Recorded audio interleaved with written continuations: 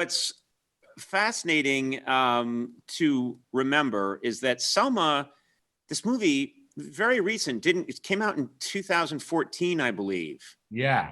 And at the time, this is just one of those sort of time warp moments.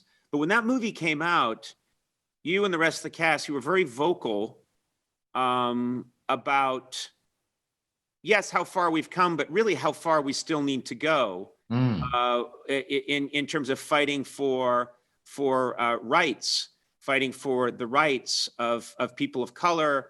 And you guys were very vocal about it. And at the time, there was some criticism about that. People thought, look, just promote the movie. You don't have to get into all of this.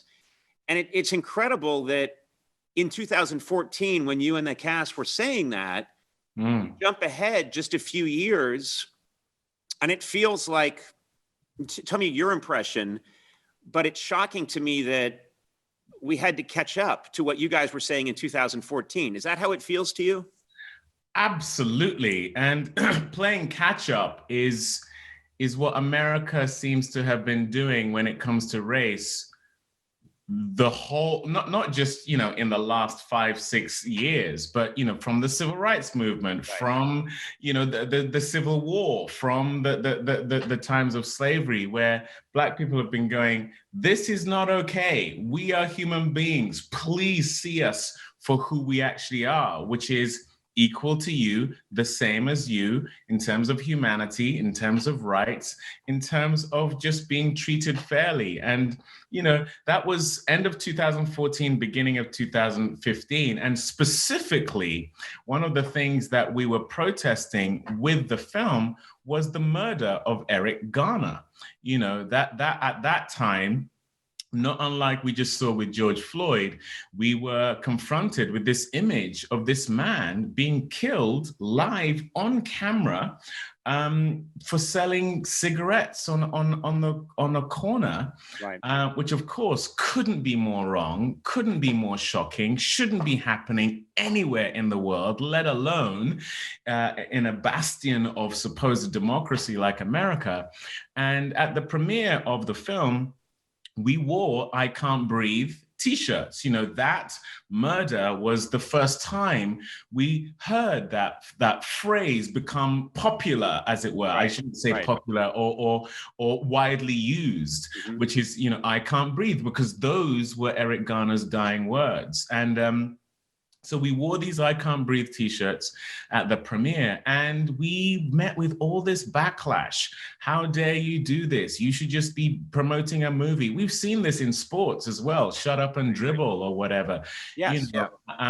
And it was really shocking that we faced that from members of the Academy, people who thought that we were out of line to be protesting in that way, despite the fact that we had made a film about the injustice of voting being denied Black people 50 years ago. But here we are now.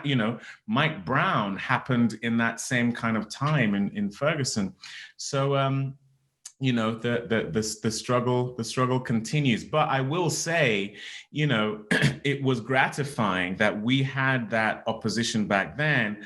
And, this summer just gone, you see myriads of people, Black, white, everything in between, wearing I Can't Breathe t-shirts. And it's become something that, it's harder for people to oppose. But I will say, this film I have coming out this week, Come Away, we've had backlash, people saying, there was one comment that said, here we go again, Hollywood trying to erase our whiteness.